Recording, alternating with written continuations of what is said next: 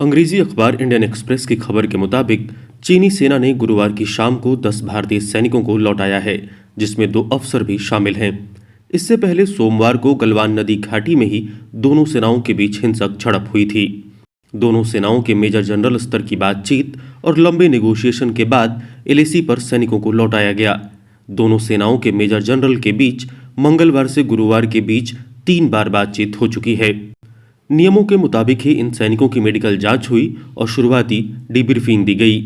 साल 1962 के भारत चीन युद्ध के बाद ये पहली बार है जब भारतीय सेना के जवान चीन के कब्जे में थे। भारतीय सेना ने गुरुवार की शाम एक बयान जारी कर कहा था कि कोई सैनिक लापता नहीं है, यानी कि जितने भी सैनिक हिंसक झड़प में शामिल थे उनकी गिनती उनके पास है। सेना के बयान में उन सैनिकों का कोई जिक्र नहीं था जो चीन की हिरासत में थे। जैसा कि बताया जा चुका है, सोमवार की रात एलएसी के गलवान नदी घाटी के पास दोनों सेनाओं के बीच हिंसक झड़प हुई थी।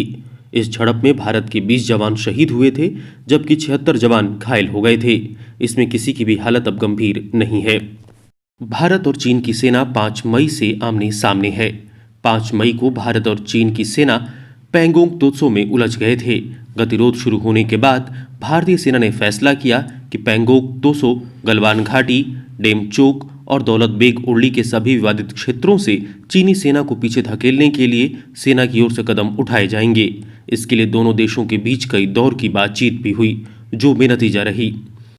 15 जून की रात को भारतीय सेना का एक दल गलवान घाटी के पेट्रोलिंग पॉइंट 14 पर चीनी सेना से बात करने गया था। इस दौरान घात लगाकर बैठे चीनी सैनिकों ने भारतीय सेना के दल पर हमला कर दिया। इस खूनी झड़प में भारतीय सेना के 20 जवान शहीद हुए थे।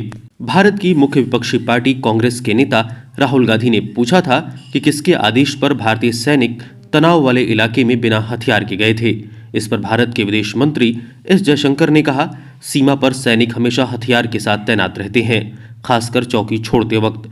15 जून को गलवान में भी ऐसा ही हुआ। 1996 और 2005 के समझौतों के तहत हम लंबे समय से आमने सामने होने पर हथियारों का इस्तेमाल नहीं करते हैं। विदेश मंत्री एस जयशंकर के इस बयान से पहले सेना के पूर्व अधिकारी लेफ्टिनेंट जनरल एच.एस. पनाग ने सवाल उठाए थे कि सब कुछ जानते हुए भी जवानों को बिना हथियार के क्यों भेजा गया। एच.एस. पनाग ने कहा था कि 200 साल के इतिहास में भारतीय सेना का ऐसा अपमान कभी नहीं हुआ।